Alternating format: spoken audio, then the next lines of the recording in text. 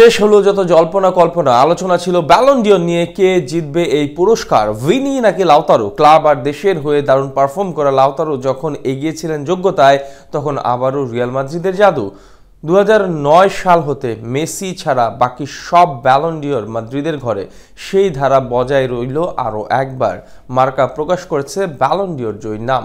বাকিটা জানবো প্রতিবেদনে। ফুটবলের সবচেয়ে মর্যাদাপূর্ণ ব্যক্তিগত পুরস্কারটির নাম ব্যালন ডিওর। 1956 সাল হতে দেয়া হচ্ছে এই পুরস্কারটি। বছরের পর বছর যত সময় পেরিয়েছে এই পুরস্কারের মর্যাদা ততই বৃদ্ধি পেয়েছে। এমন কোনো খেলোয়াড় নেই যারা স্বপ্ন দেখেন না এই পুরস্কারটি ছুঁয়ে দেখার। সব ফুটবলারের স্বপ্ন ক্যারিয়ারে একবার হলেও ব্যালন ডিওর জেতার। এবার নতুন কোনো এক তারকার পূরণ হতে যাচ্ছে সেই স্বপ্ন। আগামী 28 অক্টোবর তুলে দেওয়া হবে এই পুরস্কার। তবে কার হাতে উঠবে পুরস্কারটি, এ নিয়ে চলছে আলোচনা। তবে আর আলোচনার তেমন প্রয়োজন নেই। এর মাঝে মাদ্রিদের জনপ্রিয় গণমাধ্যম মার্কার তথ্য অনুযায়ী এবারের ব্যালন ডিওর জিততে চলেছেন ভিনিসিয়াস জুনিয়র। এরকমই এক তথ্য প্রকাশ করেছে তারা। ক্লাব রিয়াল মাদ্রিদের হয়ে অবিশ্বাস্য এক মৌসুম কাটিয়েছেন তিনি। চ্যাম্পিয়ন্স লিগের শিরোপা জয় করেছেন, পাশাপাশি হয়েছেন টুর্নামেন্টের সেরা খেলোয়াড়।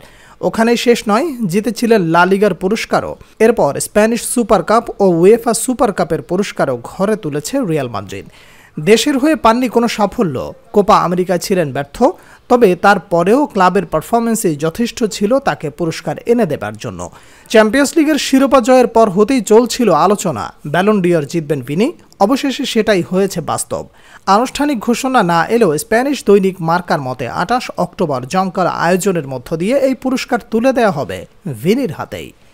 ক্লাবের হয়ে যেমন উড়েছেন, সেখানে দেশের হয়ে ছিলেন পুরোপুরি ফ্লপ। তবে তা সত্ত্বেও তার হাতেই উঠবে ব্যালন ডিওর, এটাই দাবি তাদের। এতে করে আরও একবার দেখা গেল মাদ্রিদের যোগ্যতা। 2009 সাল হতে ব্যালন ডিওর জিতেছেন হয় মেসি অথবা রিয়াল মাদ্রিদের খেলোয়াড়। এর মাঝে রোনালদো জিতেছেন 4 বার ও 1 বার করে জিতেছেন মদ্রিচ ও বেনজেমা। এবার সেই ধারাবাহিকতায় আরও একবার এক মাদ্রিদের খেলোয়াড়ই জিতবেন ব্যালন ডিওর। আর এতে করে যেন বড় এক অন্যায় হলো লাউতারো মার্টিনেজের সাথে। ক্লাবের হয়ে 2টি শিরোপা জয়ের পাশাপাশি কোপা আমেরিকার শিরোপা ও টুর্নামেন্টে সর্বোচ্চ গোল করে জিতেছেন গোল্ডেন বুট। এছাড়াও সিরিয়াতে গোল্ডেন বুট জিতেছেন তিনি। এরকম পারফরমেন্স করেও পেলেন না ব্যালন ডিওর।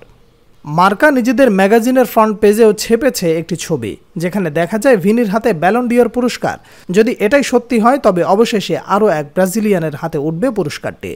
2007 সালে সবশেষ ব্যালন ডিওর জেতেন কাকা। এরপর জেতেনি আর কোনো ব্রাজিলিয়ান। এবার কাকা, রিভালদো, রোনালদিনহোদের মতো এলিট ব্রাজিলিয়ান ব্যালন ডিওর উইনারদের সাথে যুক্ত হতে যাচ্ছেন ভিনি।